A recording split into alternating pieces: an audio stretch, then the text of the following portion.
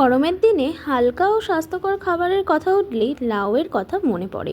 আর সেই লাউয়ের সাথে যদি মচমচে বড়ি যোগ হয় তাহলে স্বাদ হয়ে ওঠে আরও লোভনীয়। প্রথমে কড়াইতে তেল গরম করে বড়িগুলো হালকা করে ভেজে তুলে রাখুন। এবার ওই একই তেলে জিরে ফোড়ন দিয়ে দিন ডুমো করে কেটে রাখা আলুটা একটু ভাজা ভাজা হয়ে গেলে দিয়ে দিন ডুমো করে কেটে রাখা লাউ। হালকা হাতে নেড়ে ছেড়ে এবার লাউটাকে চাপা দিয়ে রেখে দিন। 5 মিনিট পর চাপা খুলে দেখবেন লাউ থেকে প্রচুর পরিমাণে জল বেরিয়েছে।